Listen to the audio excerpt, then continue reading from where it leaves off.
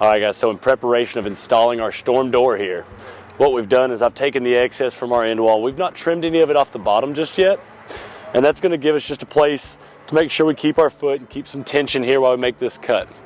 Now I'm just going to show you here what we're going to do when we get the door over and get our measurements. It'll be more exact.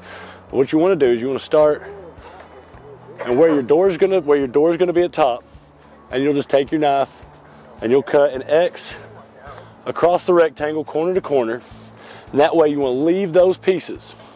When we go to hang the screen door, we'll have somebody on the inside pull those triangles that we've created by cutting the X, and that's going to keep the tension on our end wall here as we install the door frame. Again, no wire base on the uprights. We're going to use the door frame to keep that tension. Once we tech screw through the door frame, that'll act just like our wire base. Okay guys, so we're hanging the screen door in here.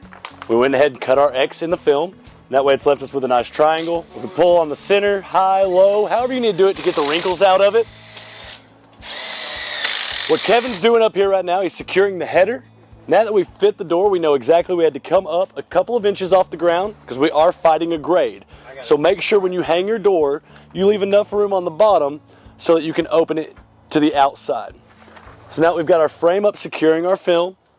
We've got the drip edge that came with the door, and the film is going to be sandwiched between the drip edge and the header that we're installing.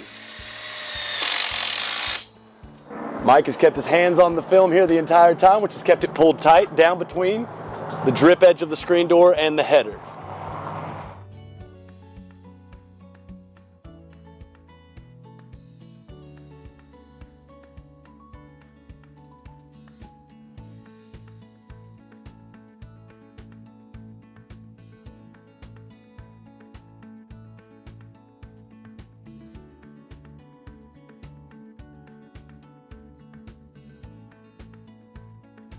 Okay guys, a couple other things about this house that we had to do.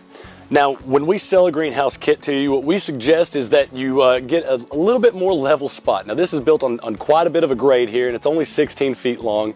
So what we ended up doing is quite a bit of customization you'll see in this video. Now you're welcome to do any of the things that we've done in here. We're not going to cover them in the video simply because all of these customizations were done on the fly on the job site. This is just an example of what you can do if you don't have a quite level spot or a low enough grade. All right guys, that was our 16-foot wide Dakota Series greenhouse. Thanks for watching.